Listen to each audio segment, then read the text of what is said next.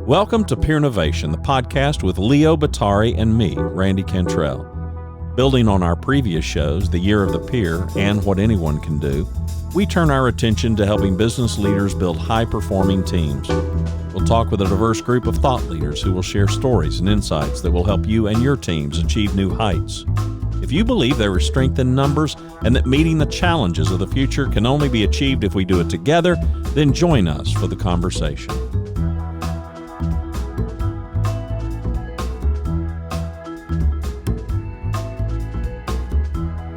Today's guest is David Burkus, an author, speaker filled with forward-thinking ideas.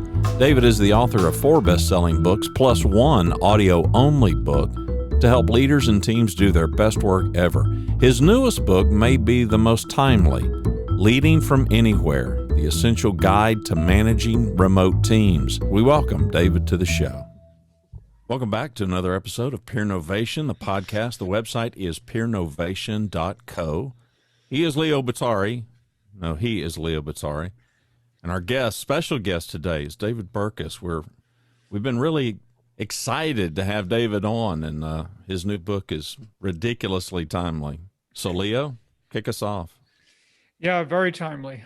David, welcome. Just great to have you here. Love your work, and really wanted to talk today and probably just kind of begin the discussion, like we mentioned a little bit before we got started, which is, a lot of your focus, which has been really great to read about in terms of not just people who are on the teams, but the difference between leaders and how they have to lead teams nowadays. And so I guess when we think about leading to teams in that traditional kind of we all come in the office type format versus leading remote teams, tell us a little bit about, like I said, a short answer, right? About what's the same versus what's different. Yeah, well, first of all, thank you all for having me. And I will say, y'all, Randy's Texas Southerner thing is already coming out on me. So there you go. In terms of what's changed and what's different, I mean, it really, I feel weird saying this. It really depends on whether or not you were good at being a manager or a leader, right? Because the fundamentals of good team leadership didn't actually change, just the tactics did. But what happened is that it got a whole lot harder for sort of mediocre or bad managers to still survive. Like, I'll give you an idea of what I mean, right? For the longest time, and this is actually a rallying cry that I've had for a number of years, even before the great work from home experiment, there is this subtle proxy in people's mind, this subtle equation that presence equals productivity, right? I can see you, therefore you're working, right? Ask your IT department how much bandwidth is spent on Facebook or YouTube or Amazon.com, and you'll tell you, like, there is no correlation in a knowledge work world between presence and productivity. But a lot of places still had that. There was still that expectation. And that, when the great work from home experiment started, that drove a lot of managers crazy, right? Because they were either calling Zoom meetings all of the time, and then we all got Zoom fatigue within like 6 weeks, or they were tracking things like responsiveness instead of productivity, right? How quickly are you replying to my emails? How quickly are you, or how active are you in the Slack channel we set up, or things like that? And that really, well, in my mind, what should have happened and what happened, and is slowly happening for a lot more leaders as this thing drags on way longer than 15 days to slow the spread, right? Is that equation between presence and productivity is finally breaking in a lot of people's minds. Now, smart leaders, savvy leaders, people who led from a place of trust and autonomy, who said, let's look at what our deliverables are, let's co-create meaningful objectives, and then I'm going to trust that you know how to do that best, including where to do that best. Well, in those situations, not a lot has changed. I mean, the tactics change. How to run a good Zoom meeting is a little bit different from how to run a good in-person meeting. But that fundamental idea that I'm trying to leverage people's knowledge, skills, and abilities fully, that ends up meaning that you need to give them some say over where and how they do their work. Now, of course, it's actually kind of weird. Like, we call the book Leading from Anywhere because I think that's where we're headed. It's not a question of work from home versus work from the office. It's a question of allowing people to work from anywhere because they know what works best for them. So for those leaders, not much has changed, right? But if you've been really, really struggling, I would suggest in the nicest, kindest way possible that maybe some of that struggle is that leftover mentality that if I can see my people, I can trust that they're working. you're going to have to trust that they're working no matter what, deal with the 2 or 3 people that aren't, and move forward. And so, it really depends. What's changed and what's different depends on how you managed before and whether or not it was all that effective to begin with. Yeah, I definitely feel that. It was interesting for me because even leaders who I felt like had all those good sensibilities, right? People came to the office and all that, but they weren't micromanaging. They weren't on people in that way. They had a lot of that freedom. But at the same time, many of those leaders were really surprised, actually, that in many cases, productivity was up when people were working from home. However, a lot of the leaders, I think, and I think rightly so, said this may not be sustainable. I really need to be concerned about burnout and people feeling isolated or, I've talked about being insulated or feeling obscure, that they're just not off the face of the earth, right? And they continue to be inspired. So when you talk about the tactical aspects of things, what have you seen out there for leaders who have effectively pivoted, recognizing that there are some things they may have to do differently going forward? Yeah. So, I mean, let's take it one at a time, right? Because we got a lot to unpack. The burnout thing, for example. Yeah. So the data is actually really clear on this, even before Corona, that people who work remotely are, all things being equal, are more effective and more productive than people who work from an office. And there's a couple reasons for that. Some are good, some are bad. There's less distractions. You can find it easier to be in focus time. Now, that's not necessarily true if your kids are also being Zoom schooled, et cetera. But before Corona, when it was a choice, right, that was true. They also work longer hours. They tend to start their workday when they would have started their commute. They tend to keep working until their commute is over. But they also tend to have a blurred boundary between work and life sometimes. And that's the type of more productive that ends up kind of leaning to that burnout. So there's a couple of things that I think a lot of leaders need to do. And by the way, even on an individual level, we know from studies of people who move into a remote environment that what they go through on an individual level is kind of like what we went through as a globe in terms of when burnout hits, right? So they go through an initial burst of productivity that lasts 2 or 3 months, and then they hit the burnout wall because the productivity was actually from a lack of boundaries. And then eventually they come out of that and they find a rhythm that actually works for them. And if you're working with a team that hasn't found that yet, that's the best place to start. Is having those conversations about where people's boundaries are. Now, that might mean as a team, you need to commit to what are our working hours. They don't have to be Monday through Friday, 9 to 5. They don't even have to be the same for the whole team. We just need to know what they are so that when I send an 11:30 email, I know, okay, there's a chance that these 2 people will have seen it before tomorrow at noon, but most people are already out for the day, right? Instead of, and it drives me nuts how often this would happen in the early days of the pandemic. You'd get one leader sending a 10:30, 11 o'clock night email. The next day we've got a 9 a.m. Zoom call. And the first thing out of his or her mouth is, did everybody see my email? No, for some people, their workday started with that call. So of course they didn't see the email, right? So having those conversations about the boundaries thing matters. And then also paying attention to your people, especially the subtle signals that they're leaving you, right? You're looking for deviations from their working norm. If they're suddenly sending, if they're suddenly not as responsive as before, that might be a sign.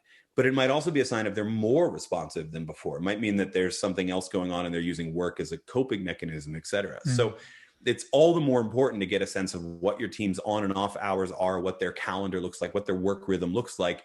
I often call this a sense of shared understanding so that you know how everybody on your team prefers to work. And then you can pay attention to the deviations from what you thought you knew about them to make sure, hey, is everything okay? Like, you're actually really active in Slack these last couple of days and you're normally not.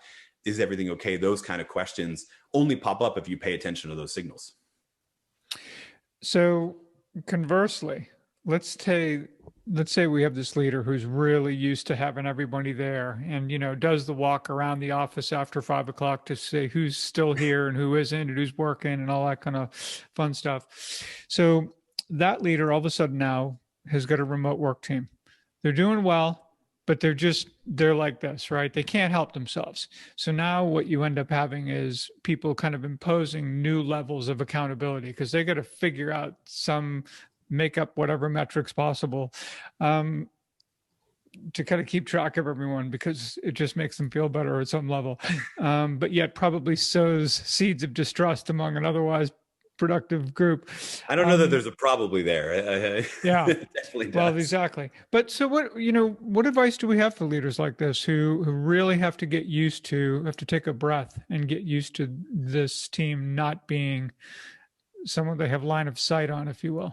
Yeah, well, the big shift in focus has to be from activity to outcomes, right? And actually becoming an outcomes focused leader rather than just when are people working, when are they responding, et cetera. And the best form of this, and this is, I have half data and half of an opinion on this. So I'm just going to fully disclose that I got some good data on this, but the rest is my opinion. The best form of accountability, I think, on a remote team is the team itself. In other words, you need to be leading the conversation about how we're going to keep each other accountable on project updates, how we're going to keep each other accountable on requests for help and give each other feedback. And you need to do it in a much shorter time frame, right? We're used to like the annual performance review and maybe a quarterly check-in. I don't mean that. I mean like a 1 week or 2 week increments, right? And if we're doing that, and it doesn't mean we need to have daily stand-up meetings like Scrum, although it's not a bad start for a lot of teams to have a daily, what did I work on yesterday? What am I working on today? Where do I need help? But you do need to declare as a team what that period is, what people are supposed to be working on that period so that everybody knows. And then it actually becomes obvious that people aren't delivering the outcomes. If you shorten that time frame to 1 or 2 weeks and you have a situation where any given employee is missing their deadlines multiple weeks in a row, then you have a problem and you don't need tracking their activity to prove it, right? So that tends to be a much better system because it's co-created, because it's something that the whole team sees and it's something that the whole team can hold each other accountable for. I mean, the irony of all of this is that done well, remote work makes teamwork more important, not less so. And if you ignore that team dynamic, you end up feeling like you're actually managing 12 individual relationships instead of a team of 12. So I often call this teaching the team to work out loud. That would really be where I'd start, is let's have that conversation about how we're going to work alone, but we're going to work out loud so everybody knows what's going on. Nice. David, I coach a number of people in city government here in the state of Texas, and leaders, that just happens to be a space that is meeting intensive. I mean, it is meeting, 6 or 7 years ago when I began, I asked them, I said, when do you guys actually do work? Because they're meeting all the time. In the pandemic, it's been fascinating to watch some of the leaders as maybe the majority of the team is working remotely, but a skeleton group on premises. And leaders are tempted to have even more meetings because of their own feeling of being disconnected, or maybe their own feelings of, I got to make sure, I'm contributing. I'm curious your observations or even best practices as it pertains to remote work, the impact on meeting culture. Yeah, well, the thing that I hear the most often is some form of the phrase virtual meetings don't work, which I find kind of funny because most people think most meetings don't work, right? So there's nothing all that unique about virtual. I will say things like Robert's Rules of Order are a whole lot harder to do in a virtual context, which unfortunately in a city government context is really difficult. Even the agenda, I think, changes. A lot of organizations, be they for-profit, nonprofit, governmental, et cetera, are used to the idea of meeting on an interval basis and then collecting everything that needs to be addressed into a very diverse agenda. And in a Zoom meeting context or a Microsoft Teams meeting context, that's really a recipe for two things. One is Zoom fatigue, because you're just staring at a screen, and let's be honest, you're staring at a little pixel screen of yourself. Most of us are checking our hair half the time. Maybe not Randy, but most of us are checking our hair most of the time, et cetera. I know, right? Shots fired. Oops. No, it's a benefit, actually. Yeah, you can be more present and more attentive to other people. Exactly right. Usually I wear my sunglasses for these meetings. Just because of that. Right. So it can lead to that fatigue, but the other thing it can lead to is a feeling that the purpose of the meeting is to be presented information instead of discussion, right? So in a virtual context, to me, the focus should always be on discussion. People are working different schedules now, not just the 9 to 5, Monday through Friday, because they're they're integrating their life better. Most of them, I mean, some of them are still trying to make it work in those normal schedules. that creates a problem. If you're asking people to sacrifice an hour and coordinate at a specific time, then the purpose ought to be to tap into people's brain power, right? To have a discussion rather than just present information. So I think that means a lot less on the agenda. I'm actually a huge fan of one purpose per meeting. And that means as the leader, you might be in more meetings throughout the week, but your people are saved from having to sit through a 2-hour-long meeting where they're only relevant to 2 different agenda items, right? You got 6 things that would normally be on the weekly all hands agenda item. Do 6 different meetings at 6 different times about that one topic, and then tell the people that you don't think are relevant, hey, you know what, you're welcome to come on, but I'd rather you save yourself some time. I don't know, how much there is for you in this discussion. So, whatever you want to do is fine. You'll find people actually appreciate that. So that one purpose per meeting, focus on discussion. And the big thing I think and this is true whether in person or virtual meetings, is just a simple remembrance that the cost of a 1-hour meeting for a team of 10 people is not 1 hour, right? It's 10 hours plus or minus some lost productivity on the way in and on the way out. And if you plan your meeting to be focused around discussion, if you plan it on 1, maybe max 2 different things to discuss in a meeting, you'll be saving a lot of hours over time because you're spending your people's time wisely. When we think of the burnout with the Zoom and the Microsoft Teams meetings, but is it lost on people the impositions of Slack channels and all these other tools that are absolutely beneficial for remote work, but boy, has it been amplified. Yeah, well, Slack is great as an asynchronous communication tool, but unfortunately people don't use it that way, right? They use it as a chat room they feel like they're always supposed to be in, and that's a problem. And there's a number of, thank goodness they actually went to, and this isn't specific to Slack, but a lot of them went to threaded comments so you could have real discussion forums. But when it was just a blitz of comments, it was, unless you were in it all day, it was incredibly hard to keep track of. And my advice to most leaders is actually, if you're going to use that tool, the best thing to use it for is as your water cooler, meaning your place where you have non-work discussions or celebrate personal milestones or things like that. But when you're talking about an actual project we're working on, that's either in a tool like email, which even that's not optimal, or a tool like Basecamp or Trello or Asana, some project management software that's helping you. So, because you're right, asking people to keep a Slack window open on their desktop is like asking them to be at an all-day meeting where people are going to pop in and out randomly, speak in sentence fragments, right? And you never really truly know. It's like having a meeting in a Chuck E. Cheese, right? It's just not a good idea.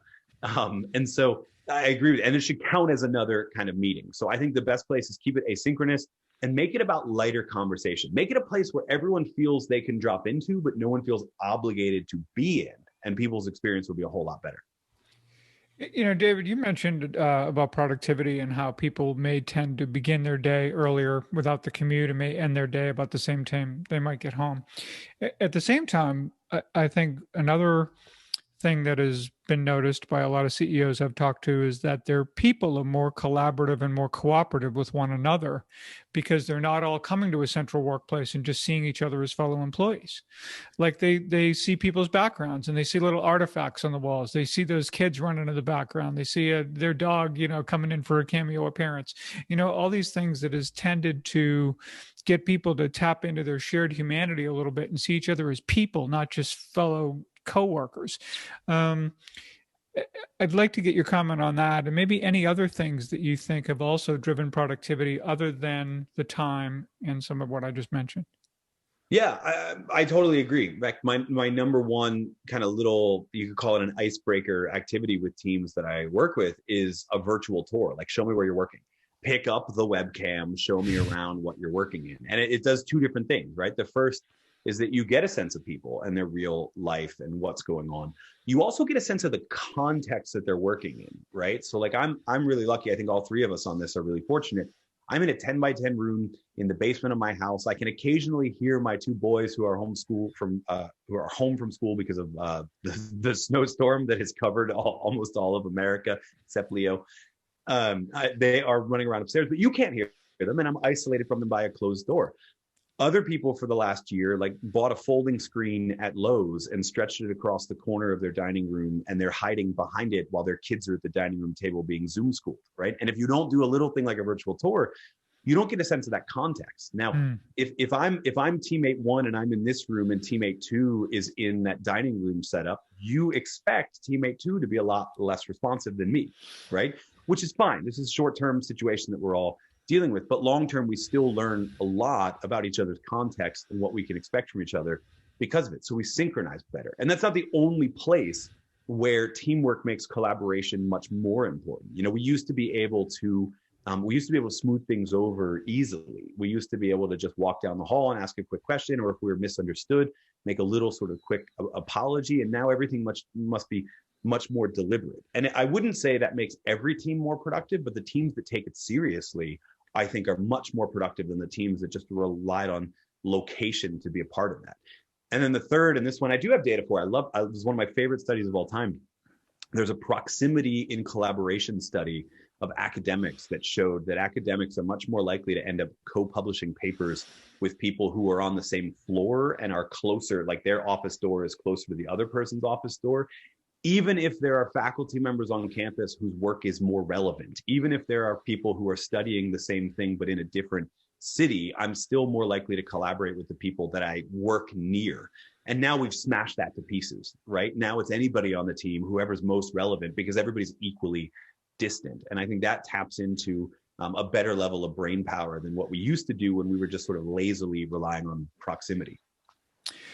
One other question I have, and I know Randy wants to jump in a second too, and that is kind of in some respects the dreaded meetings after the meeting, right? So, you know, everyone's in their one big meeting usually when they're coming into the office, and then you have all these side things that kind of tend to happen. They don't get brought up at the table, arguably where they should have been brought up, but they just kind of happen here. So do the meetings after the meeting happen just as much when we're working remotely, or does it eliminate some of that?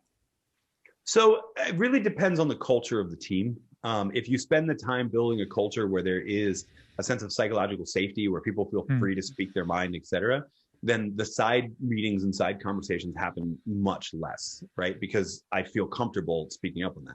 If you don't, they happen more often because they're easier to do. It's easier to just jump on the phone after a meeting and vent to someone about it. Or you can get, again, in a crappy team culture, you can get it's not even a meeting after the meeting, it's a meeting during the meeting, because I'm sitting there on my phone texting someone else who's in the meeting with me, and we're both making fun of what's happening, right? Or so those things can happen if you don't build that. Yeah, you guys are texting each other right now as I'm talking, right?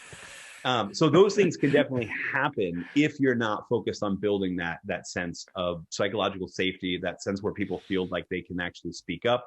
And when they do, you respond with gratitude and with an invitation to kind of at least test their ideas when they present them, et cetera. So I will say one other thing about the meeting after the meeting, though. There's a great thing a lot of virtual teams do that I love, which is that the meeting after the meeting is actually us leaving the line open on Zoom after the meeting's concluded, just so anybody can kind of hang out. It sort of replicates that chit chat that we would have as people were collecting their stuff and filing away. And there are teams that'll do that on either end. And I love that, because there's a lot of places in the office where we have those non-work conversations, those let's find little things in common, or even just talk about the Super Bowl game that just happened or whatever, that don't really happen in a remote environment unless teams make deliberate space for them. Yeah, I can imagine that scenario though, where they wait for that one person to drop off and then they go, "Oh, we can talk now." Yeah, it's usually the boss too. That's what's ironic, right? Yeah. And to go on the record, the only thing that Leo and I will occasionally chat when we have a guest on like you is Leo will say, "Okay, you get the next question," so we don't step all over each other. We don't do like, "Who is this guy?" No, we're good. Where did you find this dude? He's crazy. And we don't even do that very well, by the way, that kind of off the line chat. Yeah. Hey, David, a leader, whether it's a leader or the workforce, to make a distinction there, tyranny. Where is tyranny? I feel like password.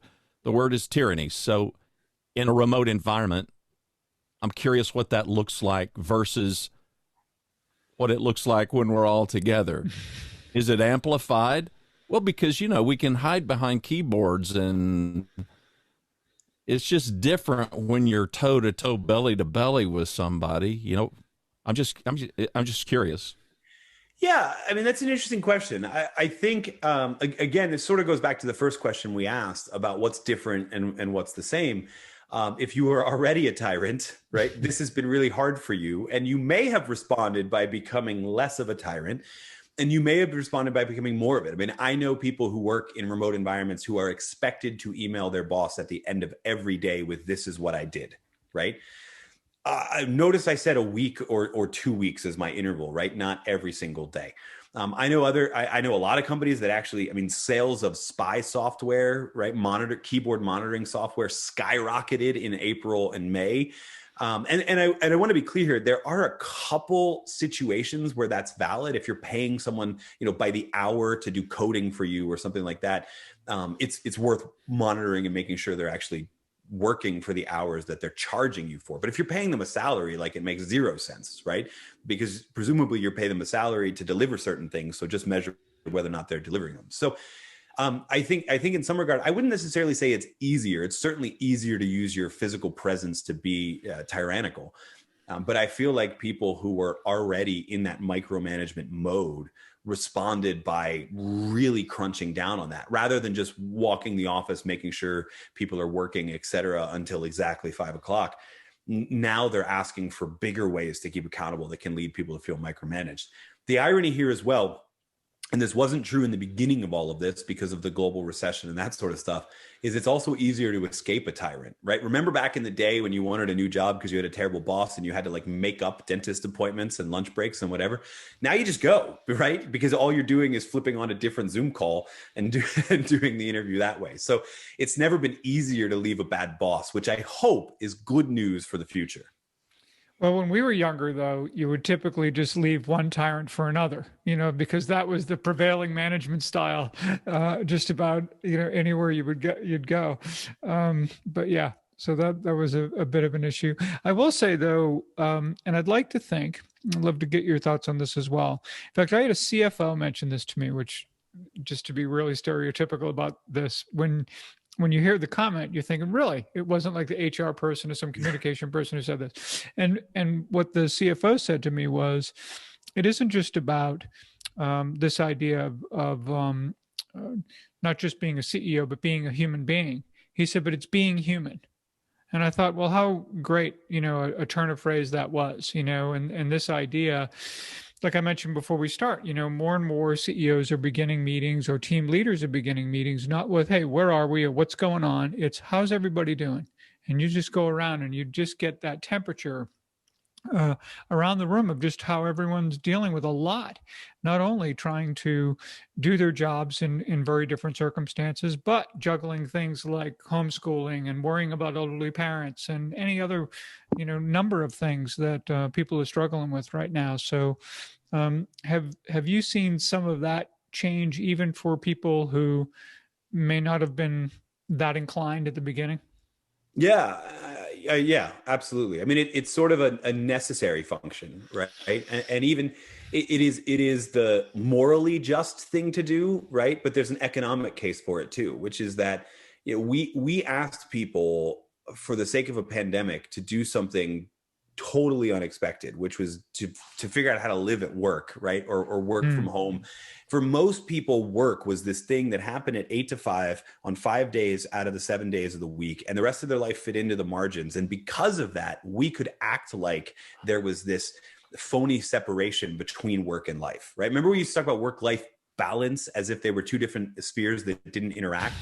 I mean, the truth is they never did, right? You get a phone call from your kid's school because he hit somebody. You're not focused for the rest of the day. Life just interrupted your work. Doesn't matter if you're at the office or not, right? But what really happened when this whole response, lockdowns, the whole, like I jokingly call it the great work from home experiment, it also interacted with the school from home experiment, and people were forced to reevaluate their life and figure out how to make all of these pieces fit like a Tetris game, right? So now it doesn't look like a big block called work in the middle of their life. It looks much more integrated. And if as a leader, you don't understand that, then you are not going to be able to leverage people's knowledge, skills, and abilities fully, right? I mentioned it earlier, this idea of shared understanding the context people are working in, et cetera. Yeah, it's obviously nice to check in on your people and say, how are you doing? But you are a smarter leader because you know what's going on in those other areas of their life. because they've never interacted the way they have before. So there's not only sort of a moral being human case for it. I think, I mean, like, great, but forget all that. There's also a capitalistic case for understanding all of this and being a much more transformational leader, a much more caring leader, because it makes you understand more about the big picture you're asking your people to work in, and that will make them work better over time. And that looks great for everybody. That makes the experience of work better, and it makes the results you're tasked with delivering better as well. I also feel like, the opposite is true also, that it's an opportunity for employees to get to know a whole lot more about that leader that they only saw as their leader at work, right? I mean, I've heard a lot of leaders really being very transparent about, hey, if they're going to go take their dog for a walk in the middle of the afternoon, or they're going to do things that, kind of offer that tacit permission that take a break, it's okay. Like, this is kind of what we need to be doing in the context of this blended life that you're talking about. Not to mention just being able to share things about ourselves, because our work life, because this idea of my work self and my personal self, you're just one, I mean, it's just this is the way that is. So I mean, the percentage of leaders who are actually bad people is really small, right? Sociopaths make up what, 2% of the population, and I know they're disproportionately represented among CEOs, but it's still not the majority, right? I mean, the irony, like a television show like The Office, right? Michael Scott was a pretty terrible boss, but he cared, right? And later, as the seasons go along, and you realize that people actually, kind of, with the exception of Stanley, people kind of work better with him because they understand that he cares. I think we have this archetype of what a boss is that is wrong and needs to kind of go fall by the wayside. My buddy Tomas Chamar from Music has this the book is actually called Why Do So Many Incompetent Men Become Leaders? But what it's actually about is how we promote people because they have this air of confidence to them that increases power distance, makes them seem wiser and less approachable, and all of those sort of things. And the irony is they make for the worst leaders. We just have this weird cultural association with that person's a great leader because look at how confident, how smart, and how savvy they are. And it makes a lot of people, I think personally, have to pretend to be less human than they really are. And the beautiful thing, there aren't many beautiful things about 2020, but the beautiful thing about 2020 is that those people are gradually realizing that and becoming better leaders as a result. Ron Swanson is more my ideal than mine. Just to go on record. Are there any new, not so obvious, are there any new leadership traits that have emerged as being extraordinarily valuable in this new world? Yeah, this is always a weird question to ask because the field of leadership is always evolving. And then obviously you throw at this sort of curveball. And so it's hard to separate out what are we learning about leadership that makes more effective leaders versus what are we learning about in this sort of remote environment, right? I mean, my gosh, 100 years ago, the field of leadership started with the great man theories and the idea that if you were like tall and white and a dude, you were a better leader than everybody else, right? And so we've grown a lot in 100 years.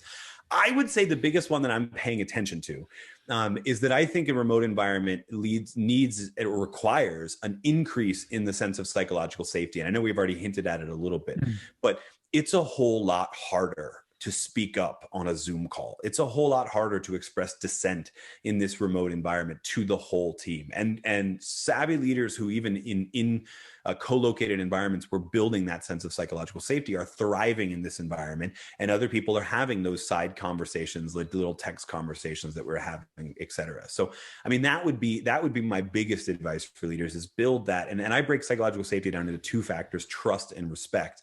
Build that sense that people can actually trust you, which requires you to be vulnerable first, right? And then also build that sense of respect when they do speak up, which requires you to respond in the affirmative, even when people disagree with you. That's actually been the number one question. Stop me if I'm repeating myself. The number one question I've been asking leaders over the last year is, when was the last time people disagreed with you? Right? When was the last time they publicly disagreed with you? Because that's my little read on the temperature of psychological safety. And I think that is the big one that has become, it was always important, but I think it's become more important in this remote work environment. Go ahead, Leo, because I know you got to have thoughts on this, because this is a big topic for us, David, because Leo, his first book, the power of peers, one of the major factors of the whole peer advantage is exactly that topic. So, Leo? And it's been interesting about it. And I'll say this plays out in peer groups, certainly. And I think it plays out in teams as well. But you'll even see in a CEO peer group, right? So when I first started, I've probably done about 175 of these workshops now with CEO peer groups around North America and the UK. And if you ask them to rate their, quote, psychological safety on a scale of 1 to 10, 9.5, 10, they're all across the board. They'll tell you that. And I believe them. Okay. But the interesting part is when you go around individually, because after the first 5 or 6 meetings, I'm like, all right, we got to get to some place with this because I'm not feeling that level of candor in the room. So, right. Then when you go around individually and say, how well do you believe you leverage that psychological safety? How well do you use it? Kind of like when you go to a spa and there's the pool of water and the steam's gently rising, it'll be the most restorative experience in the whole world if if you immerse yourself in it, but you don't. You sit next to it and you read a magazine, or maybe you'll dangle your feet in the water, right? So anyway, this idea that when you ask them individually, it usually goes down to a 6 or a 6.5.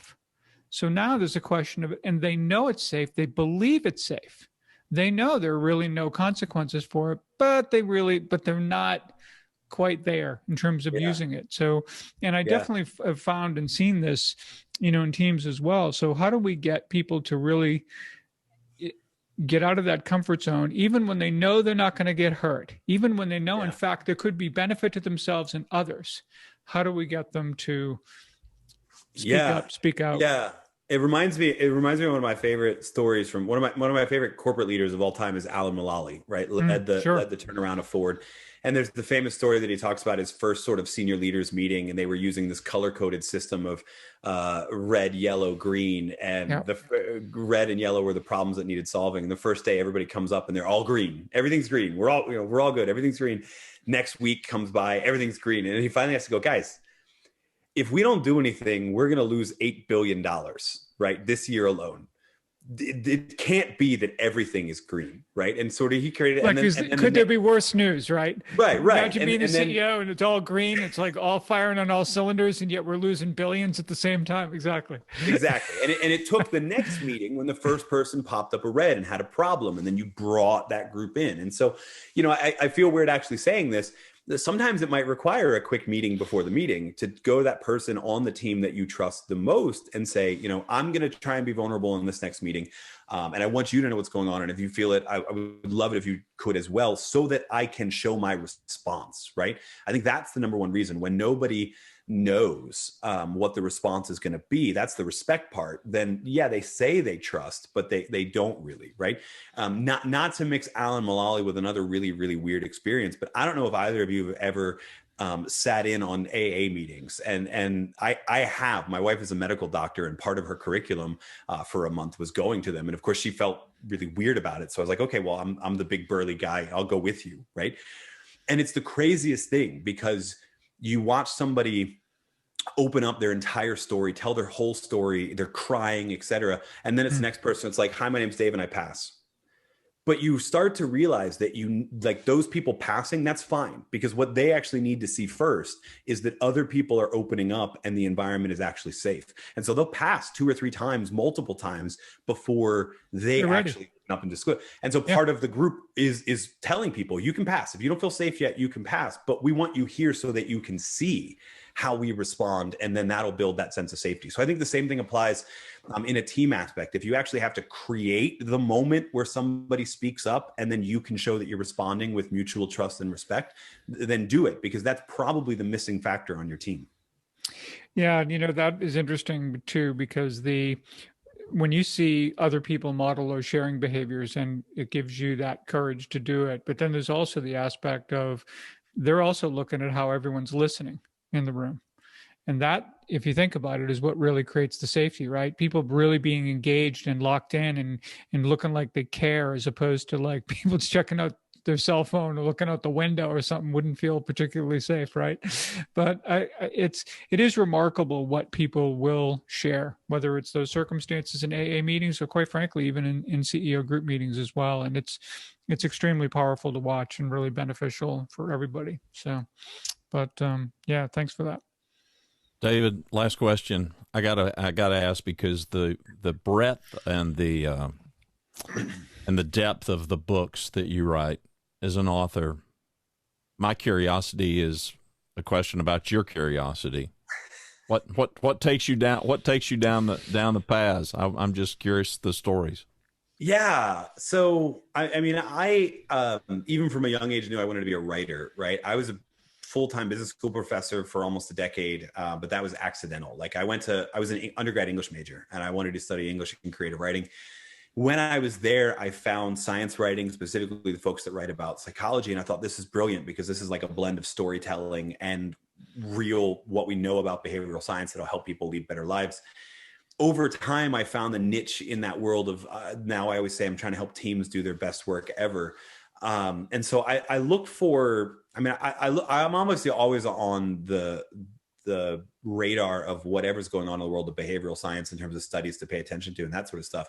But I find I learn, it's great to just sort of know that, but I find I learn more when I find examples of that being lived that aren't necessarily told. Like Alan Mulally probably knew nothing about Amy Edmondson's research around psychological safety when he pulled that stunt, but it's in line with it, right? And so that's what I kind of look for. I either look for a way to tell a story everybody knows through a lens nobody's looked at it through, or I look for a story that nobody knows, but obviously should be shared, right? That you should be able to sort of scream about. So I try and pay attention to as many of those things as I can and just kind of collect them. I wish I could tell you I have this grandiose system. I really don't, right? I mean, it's literally like just random clips of stuff. I print out a lot and throw it on my floor, and eventually it sorts into piles, and I call those chapters, and then we go. But yeah, I mean, that's always been, you can't be the academic that I am and was without paying attention to the science. But the real key is when you find that story that somebody's talking about in the news or in a book about the such and such company or such leader, capturing that and just letting it simmer in your brain. Eventually it turns into something good. I mean, I think, right? You tell me, I'm always biased. I think what I write is always great, right? Because I wouldn't have published it if I didn't. But I'm always more curious to see, like, did I hit it right? Is this a better way to look at the same story, et cetera? Well, as the non-academic of the three of us, the least educated, I promise you, of the three. Yeah, but I've been a big fan for a long, long time. I find your writing compelling. For me, as a reader, it's kind of a perfect blend of the data and the storytelling that kind of reinforces it. So, I greatly appreciate it. We're big fans. It's been great having you on the show. The website is peernovation.co. He is Leo Bottary. His name will get you to the same website. That's LeoBottary.com. And of course, as every podcaster says, we'll have all kinds of links, and we'll have world-class show notes that will link up to everything that David does and all of his great books. It's been great having you, David. Thank you. Oh, thank you all so much for having me.